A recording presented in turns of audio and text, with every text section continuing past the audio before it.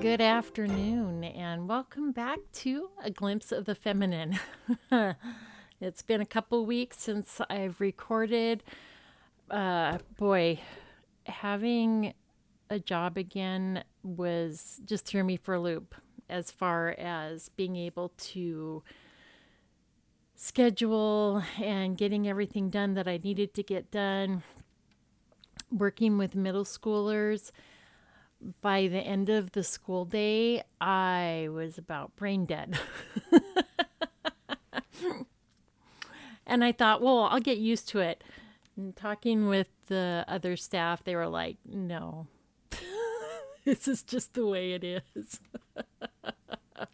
So, very, very thankful to be working in our local middle school and being able to speak life into the kids' lives and to be somebody safe for them. And not that the rest of the staff isn't, I'm just thankful that I get to do that. So, school's out for the summer. Insert school's out for summer. And we've been working on the studio. It's painted. I still have a little bit of touch up to do. Need to get a hold of my friend that has my furniture that I want to put in there and get that brought down. But it's coming together. So pretty soon there's going to be a dedicated space for the studio. Next week is wrestling camp for a couple of days. I am really hoping I can keep my shit together well enough that I can get next week's episode recorded so that even though I'm going to be gone for a couple days, things will still get released like they're supposed to. Just a reminder, we are releasing on Fridays now, so I hope that doesn't mess up your schedule too much. And then I'm just busy with Ren Fair stuff, which is so much fun. If you have a chance to participate in some way, whether it's just going or whether it's being cast or whatever with a Ren Fair, lots and lots of fun. Lots of educational opportunities, and I'm just really excited to be able to be part of a Ren Fair this year. So Proverbs 24:23 says, above all else, guard your heart, for everything you do flows from it. And today I want to talk about something that I heard said recently, and the speaker was speaking of Christians. She said, we have trained people to be reactive instead of responsive. Let me say that again. We have trained people to be reactive instead of responsive. And then later she said, we don't teach people to think. We teach them to react.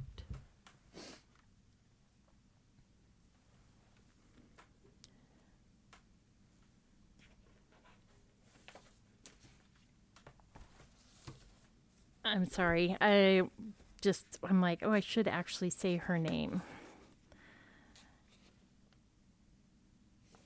And I was in the wrong part of the notebook. I apologize. This is what happens when I don't do something for a few weeks. I lose my grip and forget how to do what I do. Her name was Brooke Keels. And she was speaking at the Exiles conference put on by Preston Sprinkle. So we don't teach people to think. We teach them to react. Now, besides these two quotes, today's topic was also prompted by this interaction of a coach from a Christian school and a 17-year-old umpire. The game was a Little League game, and the kids were in the 12 to 11-year-old range. Now, it is hard to hear the coach in this interaction, and I apologize for that.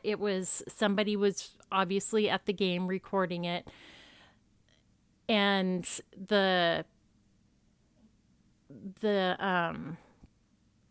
video ended up going viral. Like major news outlets picked it up. I'm really impressed with the 17-year-old umpire. He was very level-headed. He didn't respond in an escalating way to the coach. But even though the coach is hard to hear, really almost unintelligible to hear, I just wanted to play this clip for you. I've umped a lot of games here, lots of walk-up songs, and I have not heard a single inappropriate word, nothing come out of this. Okay, Coach, you're either going back to the dugout or your team's forfeiting. That's your choice. And you're way worse than the music. The music will happen. That's their choice. That's not me. No, I don't have an ump coordinator to call over music. I can call a cop and see if they care about the music, about little kids' ears, because there's not been a single inappropriate thing come out of that speaker. Now you either go back to your dugout or you go to your car because you're interrupting the game. Okay, Get him out of here! Shut up. Sit down now. They're not yelling at you. You're obstructing their game. These boys want to play. Do you guys want to play baseball, or do you want to have this coach complain to me about the music? Baseball. Okay, then go to your dugout or go to your car. I'm giving you the choice. Okay, go to your car then. Listen, you're going. All right, get out of here, please. All right, let's go, boys. Okay. So what this coach was objecting to was the walk-up music of the opposing team. Now, it's important to note that this particular interaction with the umpire happened in, I think, the fourth inning. What I read said third or fourth. There wasn't a solid, this was when, but I think it was the fourth inning. So the music had been heard at least 3 times prior. Now, for those unfamiliar with baseball walk-up music, it's usually a 10 to 30 second clip of a song that the player or the coach chooses. And it's usually, something that's like, that basically throws a little bit of shade or presents a little bit of smack. Like, this player's got it together, and you, opposing team, should be afraid. So I would talk about the particular song, but I've seen a couple different song options thrown out there for what it was. So I'm not going to talk about the particular song, but the important thing to note is that it was a very short clip and there was nothing offensive or inappropriate within it. Now, that's not to say the entire song is appropriate, but what was being played was. And if it was so terribly offensive, why did it take 3 full innings before the coach objected? Was the coach thinking this through, or was he just reacting?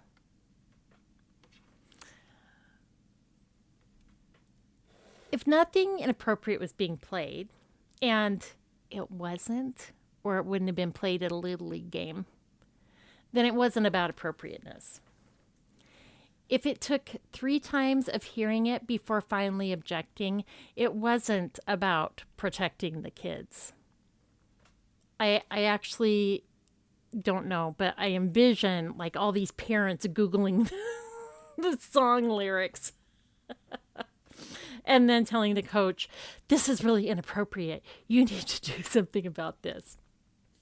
Or maybe one of them knew the song. Anyway,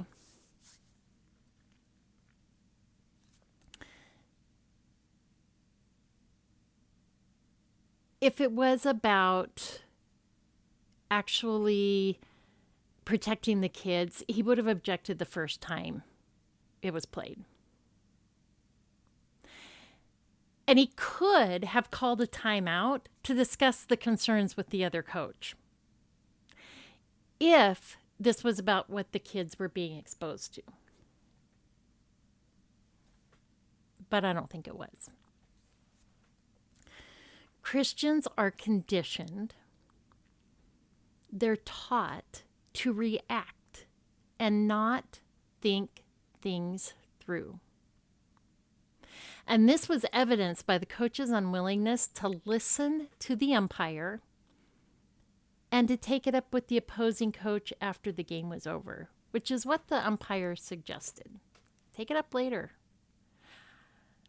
Instead, in spite of the ump telling him nothing inappropriate had been played and that he as the umpire has no control over the chosen music, in spite of the umpire encouraging him to go back to the dugout and let the kids play ball, which is what all the kids, including his own team, wanted, he continued to get in the ump's face until he was ejected. And then, like a spoiled child, he tells his kids to pack up. They're done playing. We're leaving. Side note, when kids are playing baseball, if their coach gets ejected, the team can continue to play. They just need an adult in the dugout. So any of the other parents could have stepped in and let the kids play ball. He did not, by him being ejected, that did not forfeit the game. His actions forfeited the game.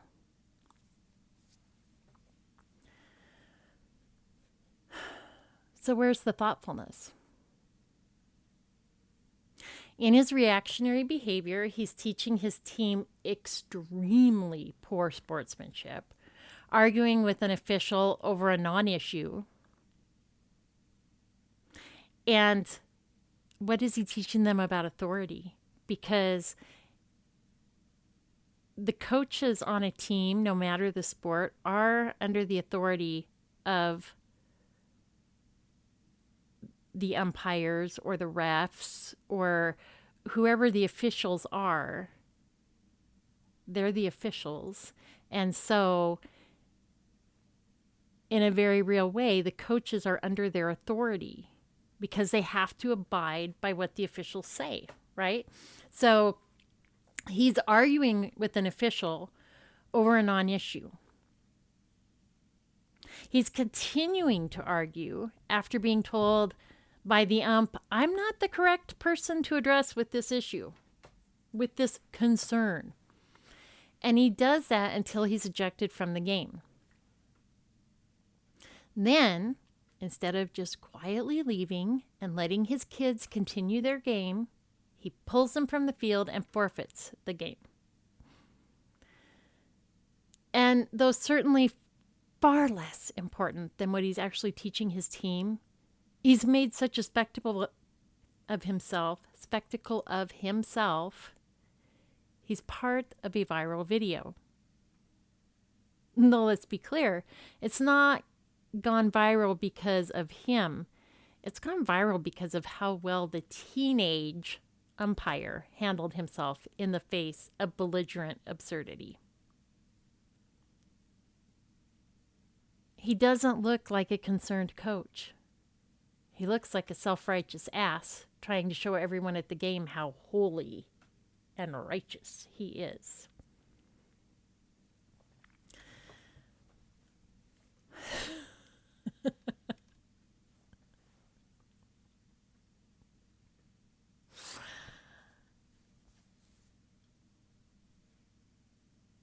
Can we just stop and think about this man is apparently a Christian.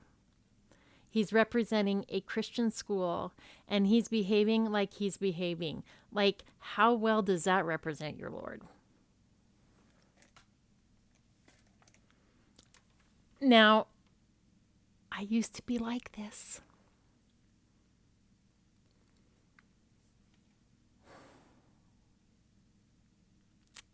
I used to be like this. I had a set of convictions, and I was extremely rigid in how I saw the world. If I believed something to be right, that it was biblical, then it was right, and there was no need to listen to, read, watch, or look at anything that came against it. Why waste my time on falsehoods or heresy? I mean, Philippians 4:8, right? And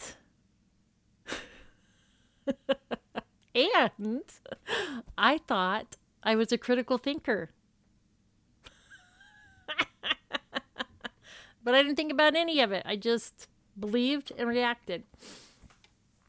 But slowly, my thinking began to change. And I don't really know what was the impetus other than Holy Spirit, to be quite honest.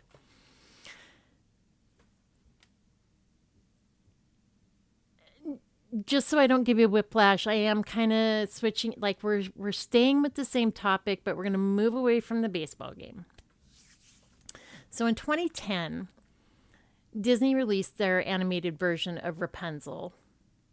Tangled. I have a dream. But it didn't come into our house for a few years. I had gotten a subscription to the Disney Movie Club. Do you remember?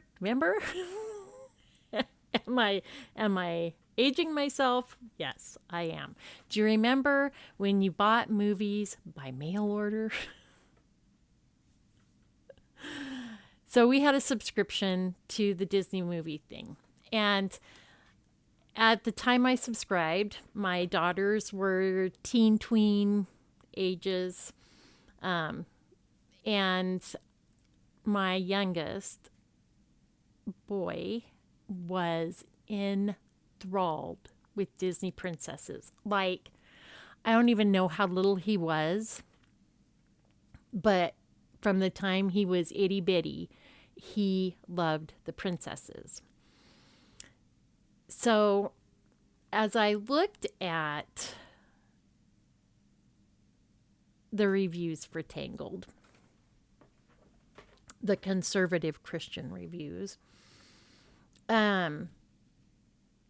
they were all negative. Like, avoid this movie. Don't let your kids watch this. She's rebellious. She's disrespectful to her mother. She runs away. There's all these things about Rapunzel that were negative and why we should avoid the movie. I've never been much of a one for boycotting or any of that kind of stuff. So, like, I read it, but I didn't put a lot of stock. Like I trusted the people who wrote them, but I was like, it's Rapunzel and it's Disney. So we got it. Sat down and watched it. And you know what I saw? I saw a girl who had been kidnapped as a baby and was raised by her kidnapper. So, yes, she was disrespectful to her mother, but her mother wasn't her mother. Her mother was her kidnapper. Her mother, that she was disrespectful to, her kidnapper, was horrible. Like, she didn't love her. She only loved what she could get from Rapunzel. She loved that she could sing while brushing her hair, and the magic of the hair would keep her continuously young.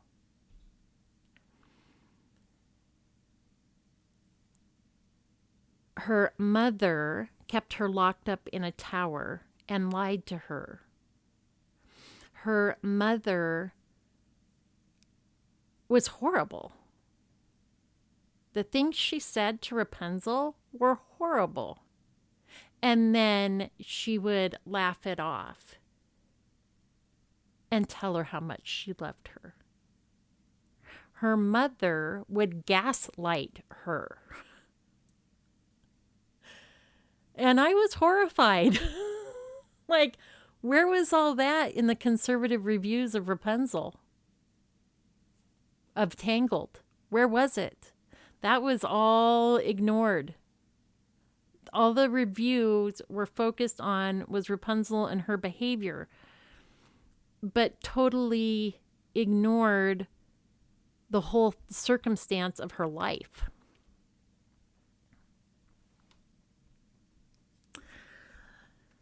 Fast forward to 2022. Disney Pixar puts out Turning Red. Turning Red's about a 13-year-old who it's basically coming of age. And again, conservatives were up in arms. The movie talked about periods. The daughter was rebellious. There was ancestor worship. Again, strong warnings to avoid it. I decided if there's so much of a push to avoid it, I got to see this. So, no longer did we have the Disney movie subscription, but we had about 20 streaming services.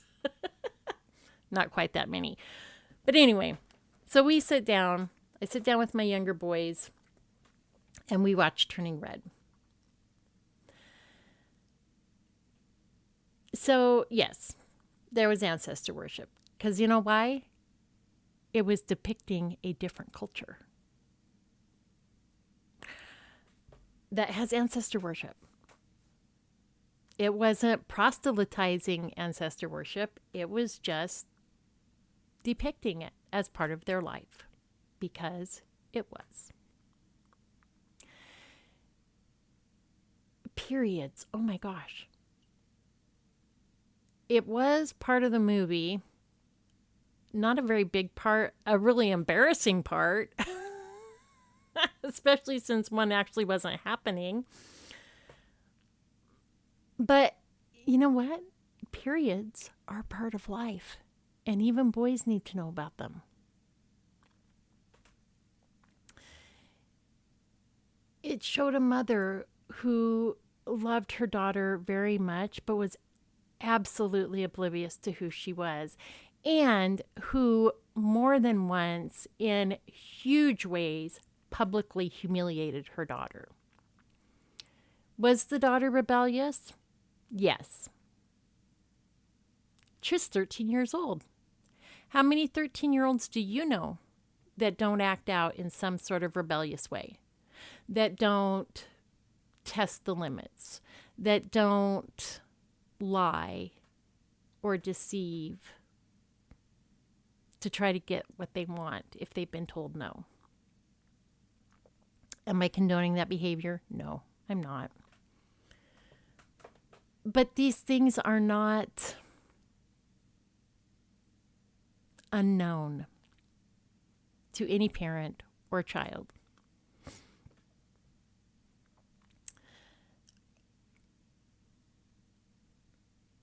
There's also resolution. There's recognition of wrongdoing. There is apologies. There's reconciliation. And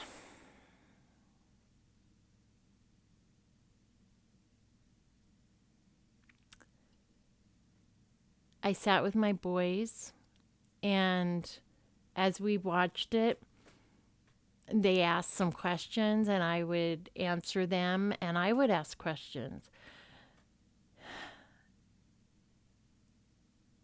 May make some bad choices.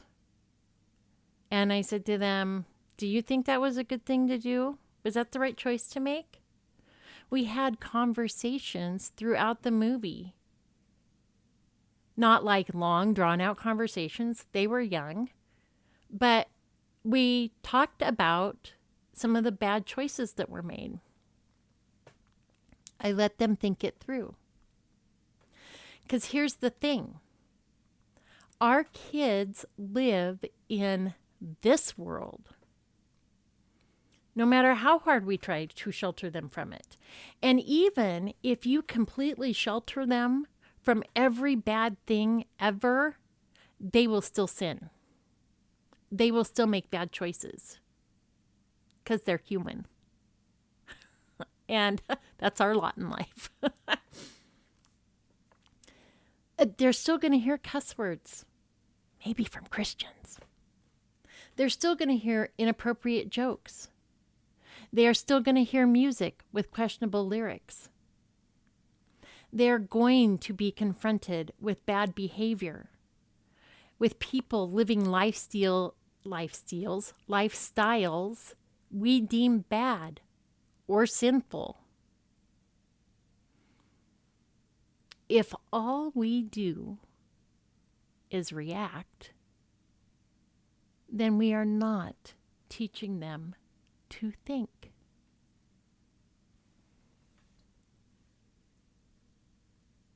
And it is so important that we teach our kids to think critically. People who just react can be led in any direction that is presented as righteous or holy because they aren't thinking. If we don't teach them to think but just react, that doesn't mean they won't be attracted by any of the things I mentioned above. But if we don't teach them to think through things, if we don't teach them to critically assess jokes and decisions and language, etc., what we're actually setting them up for is not righteous living. We are setting them up for shame. They will be attracted. They will choose to do some of those things. But they will believe it wrong on some level. And they will likely hide it and feel deep shame. Or they will flaunt it. They will throw it in the face of their authority that they had growing up. But deep down, they will still be filled with shame.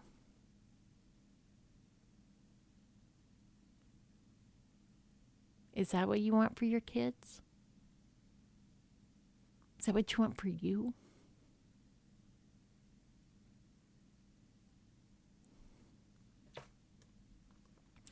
Romans 12:2 tells us, "Do not conform to the pattern of this world, but be transformed by the renewing of your mind. Then you will be able to test and approve what God's will is, his good, pleasing, and perfect will." Do not conform. Be transformed by the renewing of your mind. Test and approve.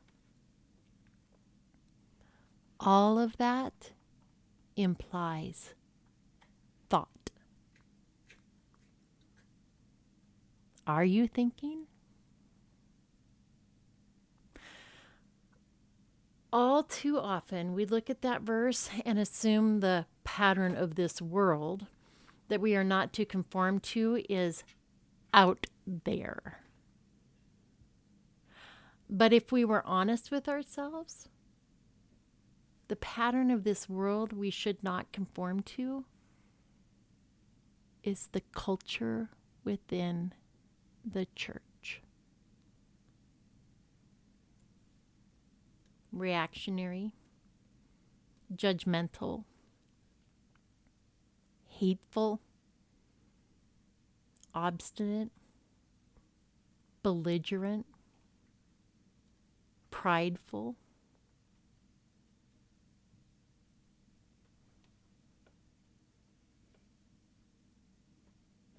In the past, I have spoke out against good, solid biblical teaching because it was a woman who was teaching men. Oh my gosh, it's horrible. In the past, I've kept my kids from reading good books, watching movies or TV that would have caused them to think through some of simple life lessons and or their beliefs because of things like magic being involved. Although they did get to read The Lion, the Witch, and the Wardrobe, which is full of magic.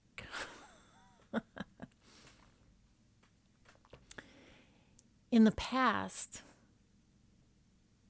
I didn't always show my kids how to be kind and to love someone who lived a different lifestyle because it was sinful. And guess what?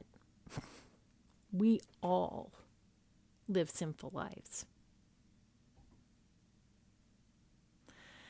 To be fair, I wasn't taught how to think either.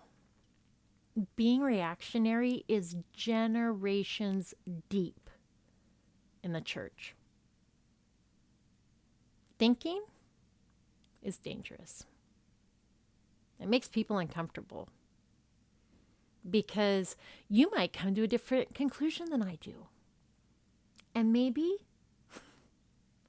neither one of us is wrong. Or maybe we both are. If you think, you might, probably will, challenge authority. Challenge the status quo. Thinking brings about change. And boy, do those in authority hate change. But thinking is necessary if the church is to stay on course.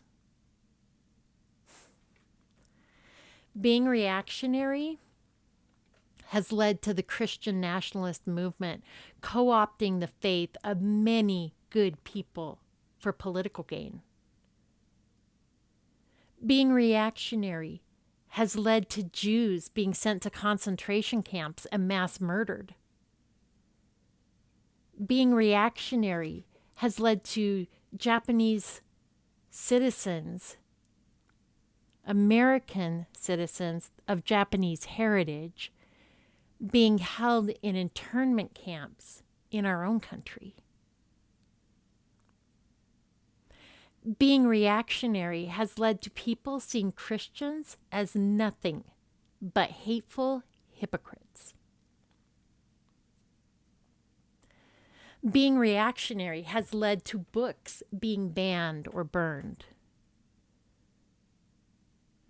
Being reactionary leads to kids being rebellious and sneaky and disrespectful because parents won't bend and parents won't listen.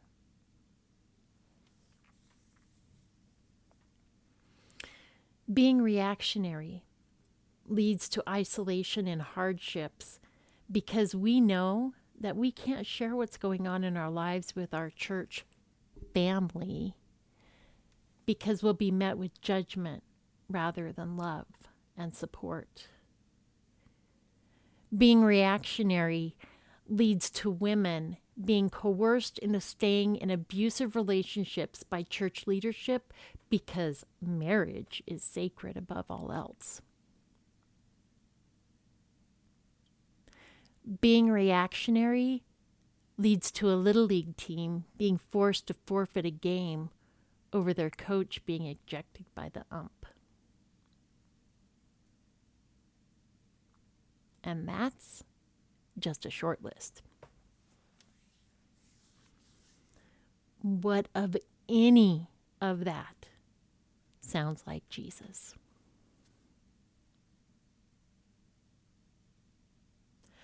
I find myself wondering if the real objection to turning red wasn't the daughter's behavior, but the recognition of self in the mother, and conservative parents knowing their kids would see it too.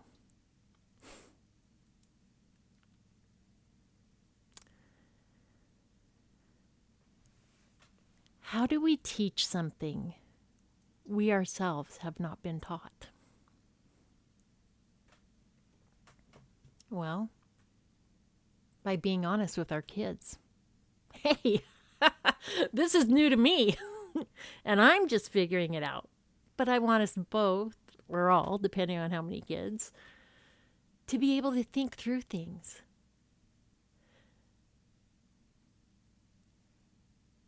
So read books with controversial themes. Watch movies that have themes or things within them that you object to. And then talk about it. What do you think about that?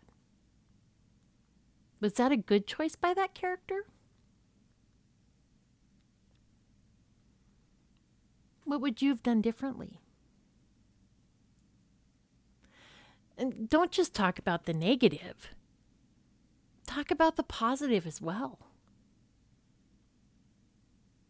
Don't lecture. Ask questions. Let them talk. Let them work things out.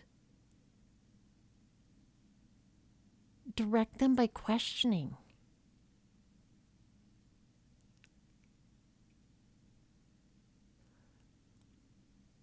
We should want to raise kids that will change the world in both big and small ways. Not because they're reacting to the events around them, but because they have thought through the issues and know what they think and why they think it, and can solidly move forward.